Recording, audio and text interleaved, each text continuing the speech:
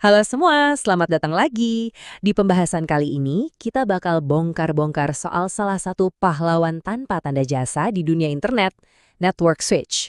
Percaya atau enggak, kotak kecil inilah yang jadi fondasi biar semua komunikasi di jaringan lokal kita bisa berjalan lancar. Nah, pernah kepikiran nggak sih, di kantor ada puluhan komputer, printer, semuanya nyambung.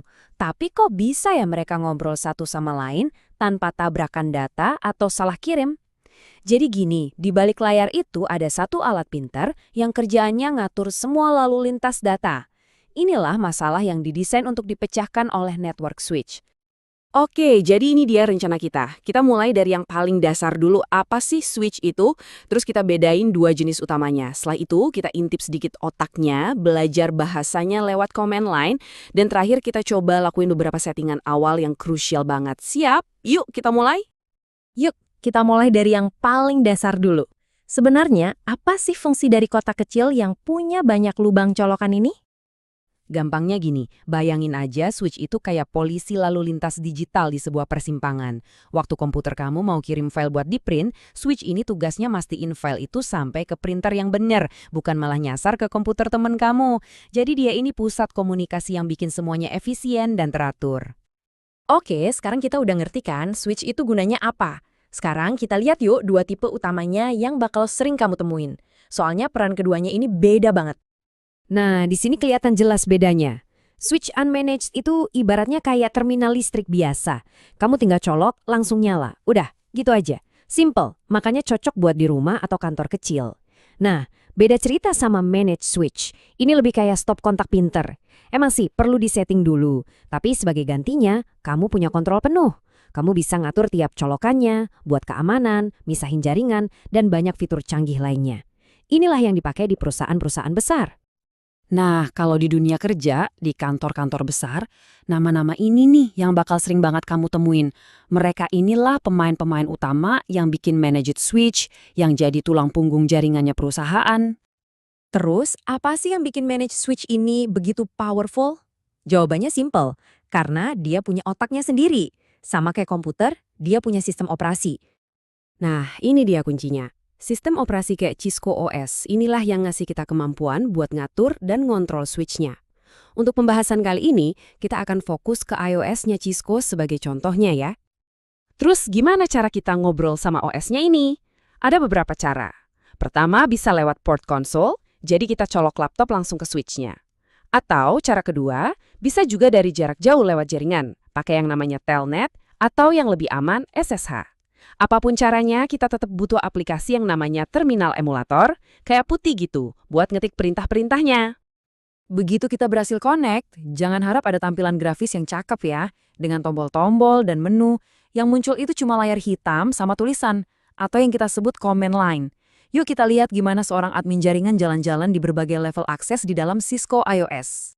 Nah, ini dia tingkatan-tingkatannya, kayak naik tangga gitu. Kamu mulai dari paling bawah, user exec mode, yang cuma bisa buat lihat-lihat info dasar aja. Terus kamu ketik perintah enable buat naik ke privilege exec mode. Di sini kamu bisa lihat semua settingan. Tapi kalau mau benar-benar ngubah sesuatu, kamu harus masuk lebih dalam lagi pakai perintah configure terminal ke mode konfigurasi global. Disinilah dapurnya, tempat semua perubahan dibuat. Tiap level ngasih kamu kekuatan yang lebih besar. Oke, cukup teorinya, sekarang kita masuk ke bagian prakteknya. Yuk kita bahas langkah-langkah paling penting waktu pertama kali kita nyiapin manage switch baru. Ini mungkin kedengerannya sepele ya, tapi ini adalah langkah pertama buat manajemen jaringan yang rapi. Ngasih nama kayak switch underscore lantai 1 underscore akunting, itu jauh lebih informatif daripada nama bawaan pabrik kan? Ini penting banget buat dokumentasi dan kalau ada masalah nanti. Lanjut, yang paling penting, keamanan. Jelas dong, kita nggak mau ada orang iseng masuk dan ngacak-ngacak jaringan kita. Makanya, kita perlu pasang beberapa lapis password buat ngelindungin akses ke switch ini. Nah, pertanyaannya, apa password aja cukup? Kita kan udah pasang password, harusnya aman dong ya. Tapi, ternyata ada satu jebakan kecil yang sering banget kelewat. Nah, ini dia masalahnya. Secara bawaan, kalau ada orang yang berhasil ngintip file konfigurasi switch kita, mereka bisa ngeliat password kita dengan jelas, karena passwordnya ditulis dalam bentuk teks biasa. Wah, ini bahaya banget dan harus cepat-cepat kita beresin. Untungnya, solusinya gampang banget. Di dalam iOS, itu ada satu perintah khusus buat mengenkripsi semua password. Jadi, cukup dengan satu perintah sederhana aja, semua password yang tadinya kelihatan jelas, langsung diacak jadi kode-kode aneh yang nggak bisa dibaca siapapun. Ini kayak nambahin satpam di depan pintu. Sebelum orang coba login, mereka bakal disambut sama pesan ini. Biasanya isinya peringatan hukum kayak area terlarang, akses tidak sah akan diproses gitu deh. Jadi ini semacam benteng pertahanan pertama. Oke, semua udah disetting, udah aman. Eits, jangan seneng dulu. Ada satu langkah terakhir yang paling krusial. Nge-save. Kalau langkah ini lupa, begitu switch-nya mati atau di-restart, semua kerjaan kita dari tadi bakal hilang, sia-sia. Nah, buat ngerti ini, kita perlu tahu soal dua tipe memori di dalam switch. Jadi gini, di dalam switch itu ada dua jenis memori. Konfigurasi yang lagi kita kerjain sekarang itu disimpan di RAM, yang sifatnya kayak papan tulis. Sementara kalau listrik mati, tulisannya hilang. Nah, biar permanen, kita harus nyalin konfigurasi itu ke NVRAM, yang sifatnya kayak buku catatan, disimpan selamanya. Konfigurasi di NVRAM inilah yang bakal dibaca tiap kali switch-nya nyala. Jadi proses menyimpan itu intinya kita nyalin dari papan tulis ke buku catatan kita.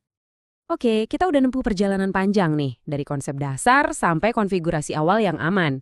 Tapi percaya deh, ini baru pemanasan. Langkah berikutnya itu lebih seru lagi. Kita bisa main-main sama VLAN buat misah-misahin jaringan, ngasih alamat IP, dan bener-bener ngatur lalu lintas data biar makin optimal.